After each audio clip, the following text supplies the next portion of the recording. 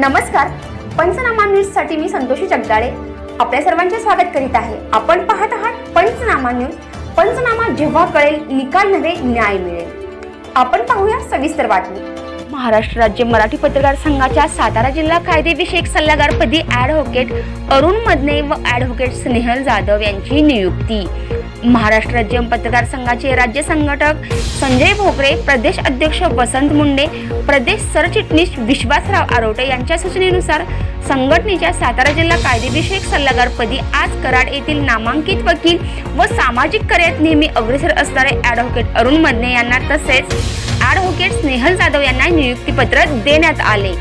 यावेळी महाराष्ट्र राज्य पत्रकार संघाचे सातारा जिल्हाध्यक्ष प्रवीण कांबळे, इलेक्ट्रॉनिक मीडिया जिल्हाध्यक्ष विकास भोसले तसेच जिल्हा सल्लागार उमेश सुतार, कराड दक्षिण तालुकाध्यक्ष नितीन धापळे, कराड उत्तर अध्यक्ष उमेश पाटील यांची प्रमुख उपस्थिती होती। यावेळी संघटनेचे जिल्हा उपाध्यक्ष सतीश चव्हाण, कराड पाटण संपर्क प्रमुख संतोष खालकर, संपादक दादासाहेब कांबळे, कराड शहर उपाध्यक्ष युवराज मस्के, संतोष पायदंडे, पाटणचे पदाधिकारी अनिल माने, चंद्रकांत सुतार, विकास कदम यावेळी उपस्थित होते। पत्रकार संघ मुंबई यांच्यातर्फे आज आम्हाला कायदेविषयक सल्लागार म्हणून नियुक्तीपत्र देण्यात आलं, तर त्यांचं मी सर्वप्रथम आभार मानते।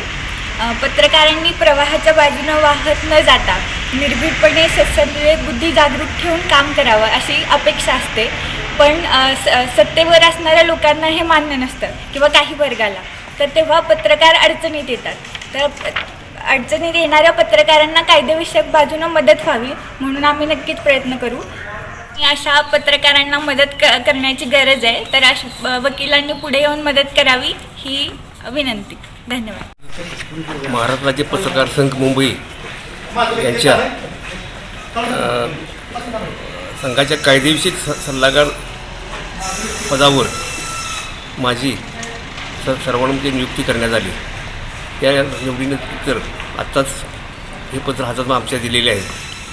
आता इथून पुढं आम्ही जे पत्रकारांसाठी काही कायदेशीर अडचणी निर्माण होतील, कुठल्याही फौजदारी केसेस, इतर कुठले पत्रकारावर अन्याय झाला काय, तर त्यासाठी आम्ही सदैव प्रयत्नशील राहू अशी ग्वाही देतो। आणि आज आम्हाला या ठिकाणी बोलवून आमचा यशस्वी सत्कार केला त्याबद्दल मी पत्रकार संघाचे सर्व पदाधिकाऱ्यांचा आभार मानतो।